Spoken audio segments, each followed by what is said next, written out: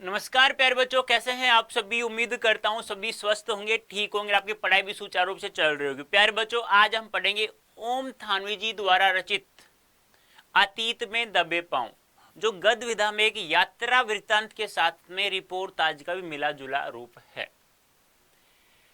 अब इस रिपोर्टाज या यात्रा वृत्तांत में क्या लिखा हुआ है, इसमें दो महानगरीय सभ्यता, जो दो महान सभ्यता है, नगरीय सभ्यता के रूप में, शहरी सभ्यता के रूप में बसे हुए थे, सिंधु घाटी सभ्यता के दो शहर हैं। एक का नाम है मोहनजोदड़ो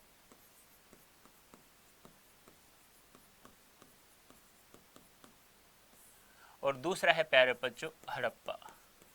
ये दो शहर हैं। ज्यादा जानकारी हमें मोहनजोदड़ो के बारे में प्राप्त होती है। क्यों? क्योंकि यह एक ऐसा शहर है जो ग्रिड शैली में एक शहरी सभ्यता में बसा हुआ है, जिसका वर्तमान में हम लोग प्रयोग कर रहे हैं। यानी कि इसमें जैसी सभ्यता थी, जैसी संस्कृति थी, जिन सामान वस्तुओं का प्रयोग करते थे, आज हम लोग उनका ही लगभग प्रयोग करते हैं। यह जो सभ्यता बताई गई है, यह प्यारे बच्चों एक समाज पोषी सभ्यता बताई गई, यानी कि किसी एक व्यक्ति का निर्णय न होकर के सामूहिक रूप से निर्णय लिया गया एक सभ्यता है, जिसे समाज पोषित बताया गया है। तो हम लोग पढ़ लेते हैं इसको, एक सार के रूप में पढ़ लेते हैं। देखो, पूरा तो नहीं पढ़ेंगे, लेकिन एक सार के रूप में इसको मैंने 1/3 भाग में रखा है। उम्मीद करता हूँ आपको समझ आ जाएगा। थोड़ा कोशिश करना, एक बार तो मूल चैप्टर पढ़ के देखना, उसके बाद इसको पढ़ना, बिल्कुल दूध का दूध पानी का पानी हो जाएगा। प्रत्येक एमसीक्यू और प्रत्येक सब्जेक्टिव क्वेश्चंस को हम लोग कर सकते हैं।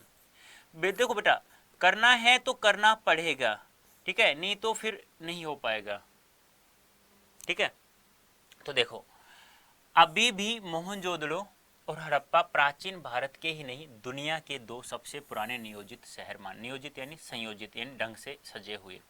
यानी कि आपसे पूछा जाए अतीत में दबे पांव में दुनिया के दो बड़े सबसे पुराने नियोजित शहर कौन कौन से हैं, तो आपको ध्यान रखना है मोहनजोदड़ो और हड़प्पा। लेकिन मोहनजोदड़ो ताम्रकाल के शहरों में सबसे बड़ा है। यानी कि ताम्रकाल, यानी जिसमें तांबे का प्रयोग किया जाता था, ताम्रकालीन सभ्यता के अंतर्गत सबसे बड़ा शहर माना गया है मोहनजोदड़ो। ध्यान रखना, प्रत्येक लाइन में क्वेश्चंस बन रहा है एमसीक्यू, और इन सभी को जोड़ देंगे तो सब्जेक्टिव क्वेश्चन अपने आप तैयार हो जाएगा। उधर सैकड़ों मील दूर हड़प्पा के ज्यादातर साक्ष्य रेल लाइन बिछने के दौरान विकास की भेंट चढ़ गई। यानी कि हड़प्पा सभ्यता भी बहुत बड़ी नगरीय सभ्यता थी, लेकिन जब रेलवे लाइन बिछी ना, तब वह शहर अधिकांशतः समाप्त हो गया है, जो हमारे सामने दिखाई नहीं देता है। माना जाता है यह शहर 200 हेक्टेयर क्षेत्र में फैला, यानी 200 हेक्टेयर क्षेत्र में फैला हुआ शहर है, ये ध्यान रखना, ठीक है। और लगभग जनसंख्या थी 85,000, जो आज एक नगर निगम की जनसंख्या होती है ना 5-6 लाख, तो 5-6 करोड़ सॉरी, तो वही बात यहाँ एक नगर निगम वाले सब क्षेत्र यानी कि जिले से आज कम नहीं था ये शहर, जिसकी जनसंख्या 85,200 हेक्टेयर क्षेत्र में फैला हुआ था। जाहिर है 5,000 साल पहले यह आज के महानगर की परिभाषा को भी लांघता, यानी कि देख लो 5,000 साल पहले आज का जो महानगर, जिसे नगर निगम के नाम से मैंने बताया है, उसको भी पार कर जाता है यह शहर।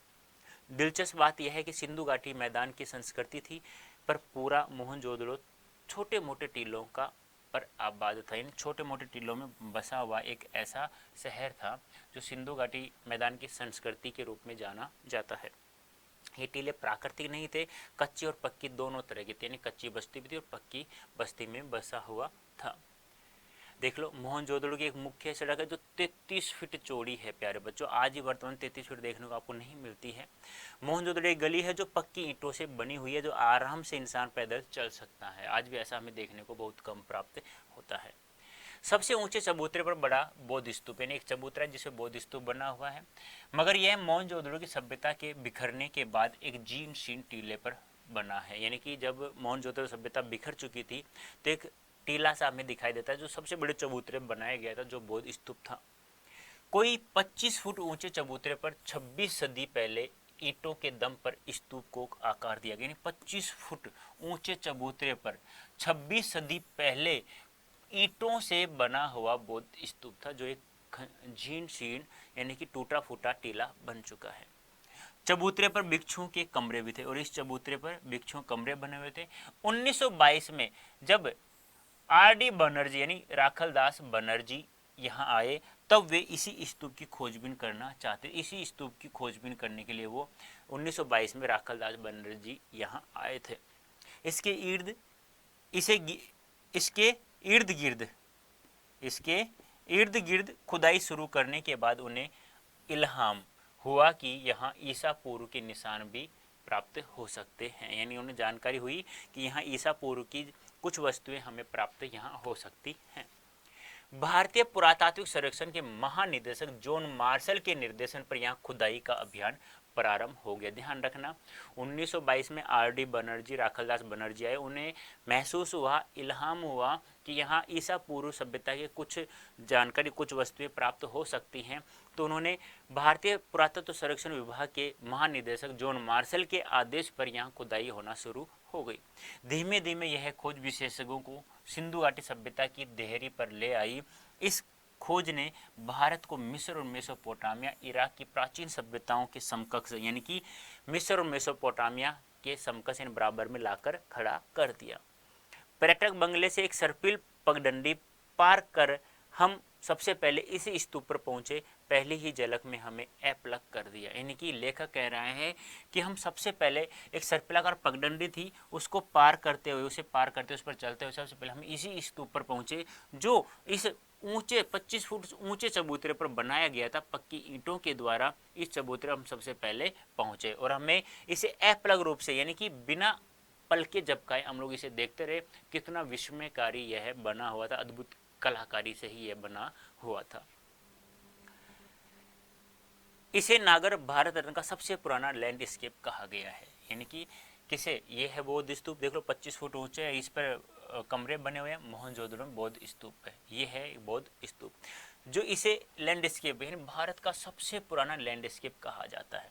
राजस्थान की धूप पूछा जाए तो राजस्थान की धूप है वो पारदर्शी बताई गई है, लेकिन सिंध की धूप चौंधियाती बताई गई है। यानी कि पारदर्शी होता है जिसके आर पार हम लोग देखा जा सकते, चौंधियाने की आंखें नहीं खुलना, बहुत तेज धूप पड़ना, उसे कहा जाता है सिंध की धूप को चौंधियाती। इस हिस्से को पुरातत्व के विद्वान गढ़ कहते हैं। यानी पुरातत्व विद्वान इस हिस्से को क्या कहते हैं, गढ़ के नाम से जानते हैं। वह अनुष्ठानिक महाकुंड भी जो सिंधु घाटी सभ्यता के अद्वितीय वास्तु कौशल को स्थापित करने के लिए अकेला ही काफी माना जाता है। यानी कि अद्वितीय यानी कि इसके जैसा कोई दूसरा नहीं। कौन? अनुष्ठानिक महाकुंड। आज वास्तुकार इसे ग्रिड प्लान कहते हैं। यानी इसे जो ये अनुष्ठानिक महाकुंड है इसे क्या कहते हैं, वर्तमान में से ग्रिड प्लान के नाम से जानते हैं, वास्तुकार इसे कहते हैं। आज की सेक्टर मार्का कॉलोनियों में हमें आड़ा सीधा नियोजन बहुत मिलता है, लेकिन वह रहन सहन को नीरस बनाता है। यानी कि आज की जो सेक्टर मार्क कॉलोनियों में ना आड़ा सीधा नियोजित तो कर सकते हैं, लेकिन उसका रहन सहन नीरस यानी कि बिना रस का, जिसमें मनोरंजन नहीं है। यानी देखो निर्धन रस, यानी जिसमें रस नहीं है, बस रहते हैं। आपको पता है शहर में आजकल हम लोग रहते हैं ना, बगल बगल में दीवार से दीवार लगी हुई है मकानों में, उस मकान को उस मकान से मतलब भी नहीं है क्या हो रहा है, क्या चल रहा है, वो इबारत है नीरस है रहन सहन। शहरों में नियोजन के नाम पर भी हमें अराजकता ज़्यादा हाथ लगती है। बात तो सही, अराजकता फैली हुई है सब जगह। ब्रासीलिया या चंडीगढ़ और इस्लामाबाद ग्रिड शैली के शहर हैं। यानी कि ब्रासीलिया और चंडीगढ़ और इस्लामाबाद आज भी, जैसी मोहनजोदड़ो जिस शैली में बसा हुआ था ग्रिड शैली में, आज भी ये शहर इस शैली में बसे हुए हैं। मोहनजोदड़ो की साक्ष्य सभ्यता एक सुसंस्कृत समाज की स्थापना थी, लेकिन उसमें नगर नियोजन वास्तुकला की आखिर कितनी भूमिका थी। यानी कि एक सुसंस्कृत समाज की स्थापना, यानी कि एक अच्छे संस्कृति। देखो संस्कृति और सभ्यता दोनों अलग अलग चीज है, एक संस्कृति है और एक है सभ्यता। तो संस्कृति क्या होती है प्यारे बच्चों, कि जो भी व्यक्ति किसी भी इंसान को देखकर या समाज की समस्याओं को देखकर किसी चीज का आविष्कार करता है, तो वो जो आविष्कार करता है जो इंसान, वो तो कहलाता है एक संस्कृत व्यक्ति। क्या कहलाता है? एक संस्कृत व्यक्ति कहलाता है। क्या कहलाता है? एक संस्कृत व्यक्ति कहलाता है। और उस आविष्कर्ता को, जो जिसने आविष्कार किया है, जैसे कि सबसे पहले आग का आविष्कार किया, तो वह एक संस्कृति है। करने वाला एक सुसंस्कृत व्यक्ति कहलाता है। और जैसे हम खाना खाते हैं, किसी शिष्टतापूर्ण बातें करते हैं, सही कपड़े पहनते हैं, रहन सहन अच्छा है हमारा, तो वो हमारी सभ्यता है। तो ये दोनों चीजें हमें मोहनजोदड़ो में दिखाई देती हैं। स्तूप वाले चबूतरे के पीछे गढ़ और ठीक सामने उच्च वर्ग की बस्ती है। यानी कि चबूतरे के पीछे एक गढ़ है और उसके ठीक सामने एक उच्च वर्ग की बस्ती बसी हुई है। जैसे आज भी कहते हैं निम्न वर्ग और उच्च वर्ग है, इन गरीब और अमीर वर्ग, तो ऐसे ही पहले भी था। उसके पीछे 5 किलोमीटर दूर सिंधु बहती थी, एक सिंधु नदी थी, जो सिंधु नदी बहती थी उसके पीछे 5 किलोमीटर दूर। लेकिन क्या निम्न वर्ग यहाँ नहीं था? कहते हैं निम्न वर्ग के घर इतनी मजबूत सामग्री के नहीं रहे होंगे 5000 साल टिक सके। यानी कि निम्न वर्ग उच्च वर्ग दोनों, यानी गरीब वर्ग भी था, लेकिन अब 5000 साल पहले किस जगह जाओगे तो मिट्टी के मकान बने हुए थे, कच्ची मिट्टी के, तो वो फूट करके समतल हो चुके होंगे, और जो पक्की ईंटों के मकान बने हुए वो आज भी टूटे फूटे हमें नजर दिखाई देते हैं। उनकी बस्तियां और दूर रही होंगी। यह भी है कि 100 साल में अब तक इस इलाके के 1/3 हिस्से की खुदाई ही हो पाई, अब वह भी बंद हो चुकी है। यानी कि 100 साल में 1/3 हिस्से पर ही खुदाई हो पाई है और ज़्यादा खुदाई भी नहीं हो पाई है। दाईं तरफ एक लंबी गली दिखती है, यानी कि मोहनजोदड़ो की प्रसिद्ध जलकुंड है, ये आपको दिखाई दे रहा है। तो आज भी जैसा दिखाई देता वैसा ही है। पता नहीं सायस है या संयोग की धरोहर के प्रबंधकों ने उसे गली का नाम देव मार्ग एंड डी यूनिट स्ट्रीट रखा है। जैसे आजकल नहीं कह देते पंजाबी गली, किसी नाम से गली, ऐसे ही देव स्ट्रीट के नाम से जानते हैं। कुंड करीब 40 फुट लंबा और 25 फुट चौड़ा था। आज भी नहीं दिखाई देता, ऐसे तो दिखाई देता क्या? 40 फुट लंबा 25 फुट चौड़ा, आजकल का ऐसा कुंड होता है क्या? नहीं। तो देख लो उस समय दिखाई देता था। गहराई 7 फीट थी। कुंड के उत्तर और दक्षिण से सीढ़ियां उतरती थी।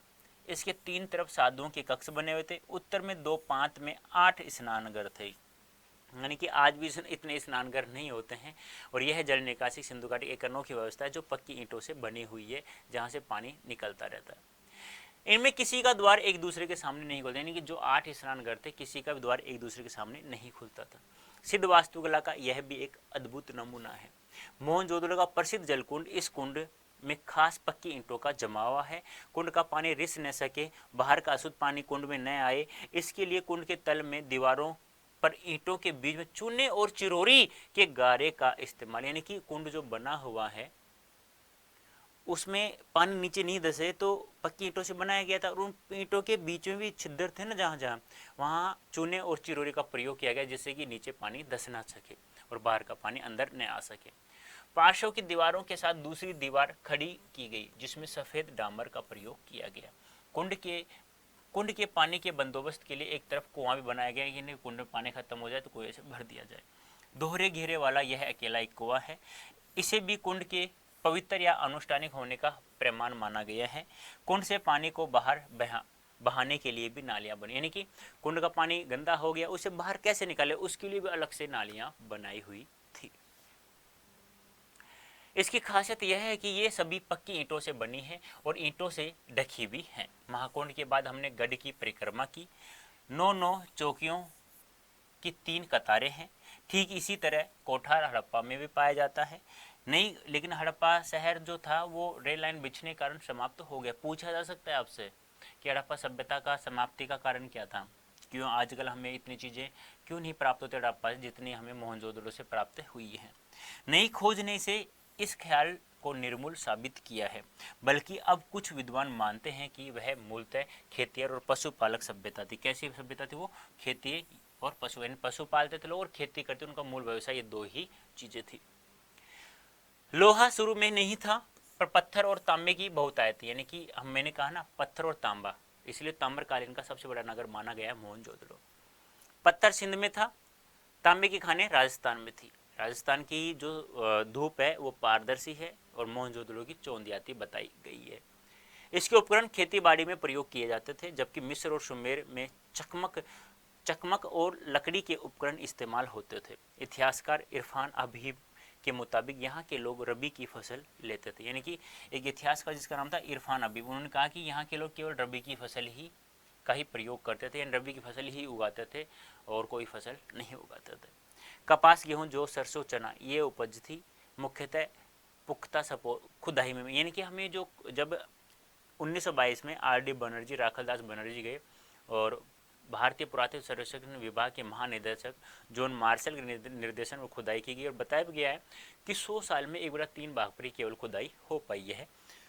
अब उसमें व्यवसाय का जो बताया, इनका मुख्य व्यवसाय क्या था, तो केवल खेती थी और पशु पालते थे लोग। और यहाँ जो मुख्य जो रबी की फसल होती है उसमें कपास, गेहूं, जौ, सरसों और चने ही पुख्ता खुदाई के हमें सबूत प्राप्त हुए हैं। विद्वानों का मानना है कि यहाँ ज्वार, बाजरा और रागी की उपज भी होती थी। लोग खजूर, खरबूजे और अंगूर भी उगाते थे। झाड़ियों में बेर जमा करते थे। कपास की खेती भी होती थी। कपास को छोड़कर बाकी सबके बीज मिले हैं और उन्हें परखा गया है। कपास के बीज तो नहीं, पर सूती कपड़ा जरूर मिला है। यानी कहने का तात्पर्य क्या है, खजूर, खरबूजे, अंगूर भी मिला है, यानी इनके साक्ष्य प्राप्त हुए हैं। ज्वार, बाजरा, रागी भी हुआ है। कपास के बीज तो नहीं प्राप्त हुए, लेकिन सूती कपड़ा मिला है, तो इसका मतलब कपास होता था। सीधी सी बात है। कोमलता का ये दुनिया में सूत के 2 सबसे पुराने नमूनों में से एक है। दूसरा सूती कपड़ा 3000 ईसा पूर्व का है, जो जॉर्डन में मिला था। मोहनजोदड़ो में सूत की कताई बुनाई के साथ रंगाई भी होती थी। कताई बुनाई के साथ साथ रंगाई भी हुआ करती थी। सूत की रंगाई का एक छोटा कारखाना खुदाई में माधो सवरुवत्स को मिला, यानी कि एक इतिहासकार है माधो सवरुवत्स, उनको एक कारखाना मिला है रंगाई पुताई करने का। छालटी, जिसे लीलन और ऊन कहते हैं, यहाँ सुमेर में आयात भी होता था, यानी कि सुमेर से आयात होता था लीलन, जो ऊन है हमारा। शायद सूत उनको निर्यात किया जाता, और उनको जैसे कि ऊन तो वहाँ से आयात होता और हम लोग निर्यात कर देते थे, जैसा कि बाद में सिंध में मध्य एशिया और यूरोप को सदियों हुआ। प्रसंगवश मेसोपोटामिया के शिलालेखों में मोहनजोदड़ो के लिए मेलुहा शब्द का संभावित प्रयोग भी यहाँ हमें प्राप्त होता है। 3 तरफ बरामदे हैं, इनके साथ कभी छोटे छोटे कमरे भी रहे होंगे। उस नजरिए से इसे कॉलेज ऑफ प्रीस्ट्स माना जा सकता है, यानी कि 3 तरफ बरामदे हैं, इसके साथ छोटे मोटे कमरे भी रहे होंगे। उस नजरिए से इसे कॉलेज ऑफ प्रीस्ट्स कहा जा सकता है। इसमें 20 खंभों वाला एक बड़ा हॉल भी है। ये गढ़ के मुकाबले छोटे टीलों पर बने हैं, इसलिए इन्हें नीचा नगर भी कहकर भी पुकारा जाता है। कहने का तात्पर्य क्या है, यानी कि बौद्ध स्तूप जस्ट सामने था, 5 किलोमीटर तो नदी बहती थी पीछे, और सामने जो उच्च वर्ग की कोठी दिखाई दी। अब यहाँ जो बताया गया बड़ा भवन देखा है उन्होंने, तो उनमें छोटे छोटे कमरे भी थे। एक हमें जिसे 20 खंभों वाला एक बड़ा हॉल भी दिखाई दिया, और जिसे गढ़ के छोटे मोटे टीले बने हुए थे, इसलिए इसे नीचा नगर भी कह सकते थे हम लोग। पूर्व की बस्ती को रईसों की बस्ती, ध्यान रखना, पूछा जा सकता है कि पूर्व की बस्ती को क्या कहा जा सकता है, पूर्व रईसों की बस्ती। मोहनजोदड़ो इसका उलट था, जैसे डीके हल्का, दीक्षित, काशीनाथ की खुदाई, यानी वही नाम है, यानी कि जो आज वर्तमान में किसी व्यक्ति के नाम पर, किसी महान विद्वान के नाम पर आज गलियों के नाम रख देते हैं, वैसे ही यहाँ पर रखा गया है। उनके नाम पर यहाँ 2 हल्के हैं। डीके क्षेत्र के दोनों बस्तियों में सबसे महत्वपूर्ण है। शहर की मुख्य सड़क फर्स्ट स्ट्रीट यहीं पर है। इसकी चौड़ाई 33 फुट है। मोहनजोदड़ो से 3 तरह के वाहनों के साक्ष्य प्राप्त हुए। इनमें सबसे चौड़ी बैलगाड़ी रही होगी। इस सड़क पर 2 बैलगाड़ियां एक साथ आसानी से आ जा सकती हैं। यह सड़क वहां पहुंचती है जहां कभी बाजार था, यानी कि जो सड़क है 33 फुट सड़क बताई गई है, 33 फुट चौड़ी, लंबी तो खूब है। आमने सामने से एक गाड़ी जा सकती है और एक गाड़ी आ सकती है, ऐसा बनाएगा तो यह सड़क वहां जाती है जहां पहले मुख्य बाजार हुआ करता था। चंडीगढ़ में ठीक यही शैली 50 साल पहले काबूजिए ने इस्तेमाल की गई थी। इन काबूजिए में इसका इस्तेमाल किया गया, जो वर्तमान ग्रेड शैली, यानी जो पहले मोहनजोदड़ो जिस शैली में बसा हुआ था उस शैली का प्रयोग किया गया चंडीगढ़ में। क्या काबूजिए ने यह सीख मोहनजोदड़ो से ली है? कहते हैं कविता में से कविता निकलती है, क्योंकि अच्छी अच्छी कविता पढ़ेंगे तो कविता लिख सकते हैं, अच्छी अच्छी कहानी पढ़ेंगे तो अच्छी अच्छी कहानी अब लिख सकते हैं हम लोग। वही बात है कि कविता से कविता बनती है। उसी प्रकार हम लोग कह सकते हैं जो चंडीगढ़ में काबोजियों में जिस शैली का प्रयोग किया गया था, क्या वही शैली मोहनजोदड़ो से उन्होंने सीखी है? तब यह उदाहरण दिया गया कि कविता से कविता ही बनती है। छोटी सड़कें 9 से 12 फुट तक चौड़ी, ये कोई भी पक्की हुई एक ही आकार की ईंटों से बनी है। छोटी सड़कें 9 से 12 फुट तक की हुआ करती थी, और कुएं जो थे वो पक्की ईंटों के बने हुए थे।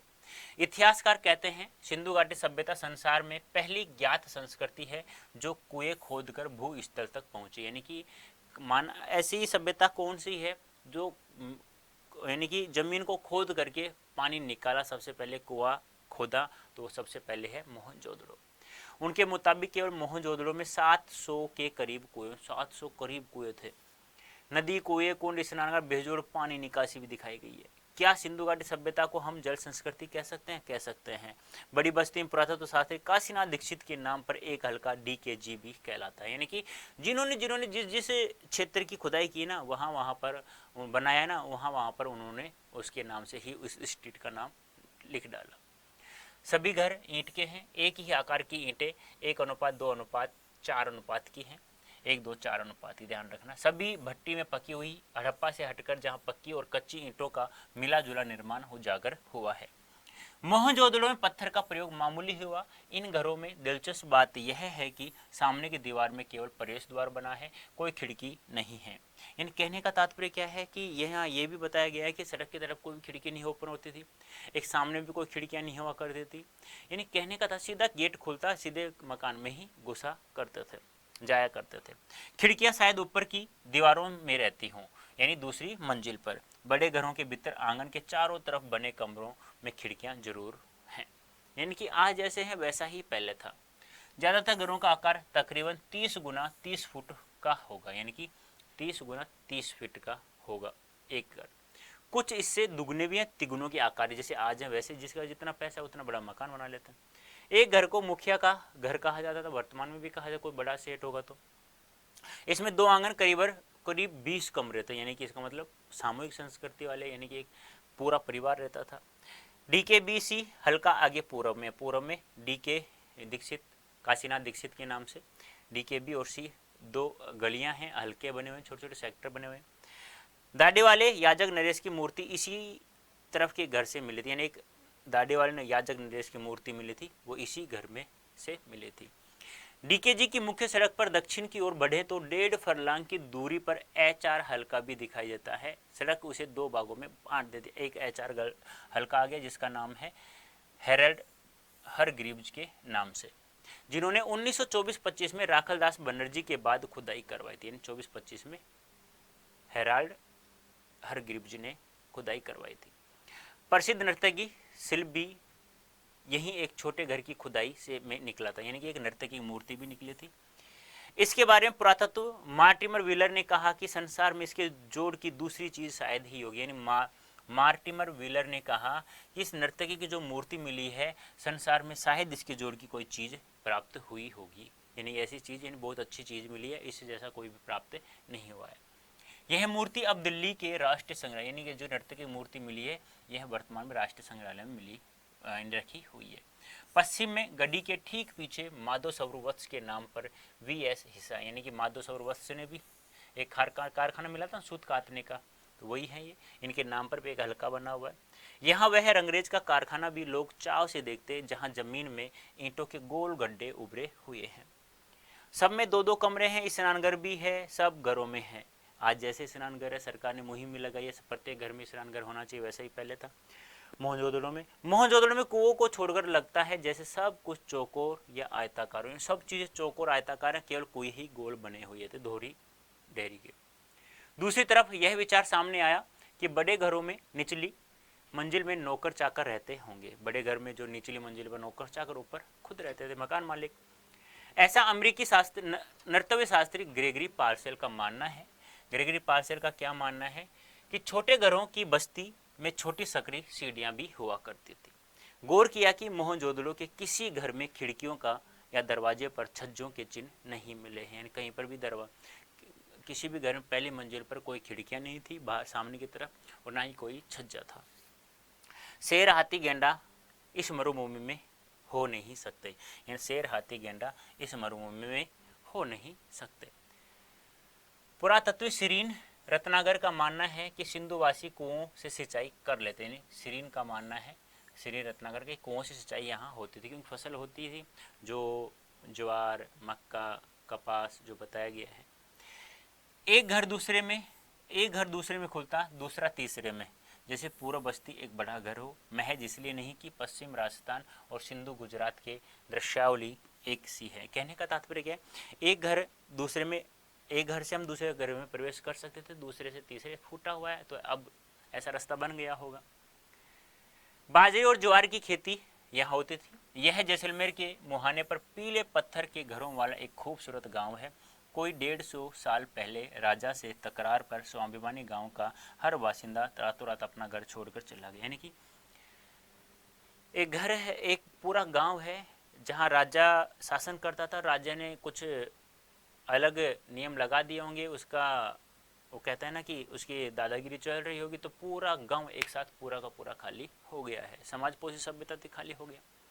घरों की दीवारें, प्रवेश और खिड़कियां जैसी ऐसी हैं जैसे कल की ही बात हो। यानी कि घर की जो प्रवेश करते हैं ना, वह दरवाज़ा, दीवार और खिड़कियां ऐसी लगती हैं जैसे कल की ही बनी हुई हो। राजस्थान ही नहीं, गुजरात, पंजाब, हरियाणा में भी कुएं, कुंड, गली गूचे, कच्ची पक्की ईंटों के कई घर भी आज वैसे ही मिलते हैं जैसे हजारों साल पहले हुए थे। जॉन मार्शल ने मोहनजोदड़ो पर 3 खंडों का एक विशद प्रबंध भी छपवाया था। जॉन मार्शल जो भारतीय पुरातत्व सर्वेक्षण के महान निदेशक हैं, जिनसे सबसे पहले खुदाई करवाई थी मोहनजोदड़ो में 1922 में। तस्वीर से उन्होंने एक सतत परंपरा का इजहार किया। हालांकि कमानी या आरे वाले पहिए का आविष्कार बहुत पहले हो चुका था।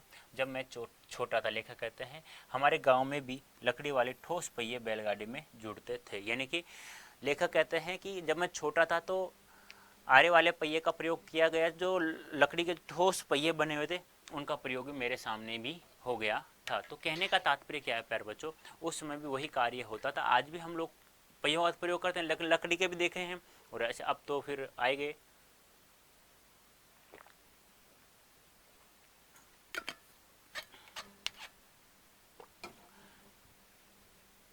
दुल्हन पहली दफा इसी बैलगाड़ी में ससुराल, यानी कि दुल्हन होती जब किसी लड़की की शादी होती तो बैलगाड़ी में बैठकर वो पहली बार ससुराल जाती थी।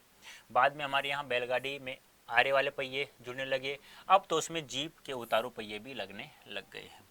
हवाई जहाज के उतारू पहिए बाजार में आने के बाद ऊंट गाड़ी, गाड़ी नहीं ऊंट गाड़े का भी आविष्कार हो गया। यानी हवाई जहाज के पहिए आ गए। अहम चीज़ें कराची, लाहौर, दिल्ली और लंदन में है। यूँ अकेले मोहनजोदड़ो खुदाई में निकली पंजीकृत चीज़ों की संख्या 50,000 से ज़्यादा। यानी कि आपसे पूछा जाए मोहनजोदड़ो से कुल पंजीकृत संख्या कितनी कितनी वस्तुओं के सामान हमें उपलब्ध हुए हैं, तो 50,000 से ज़्यादा।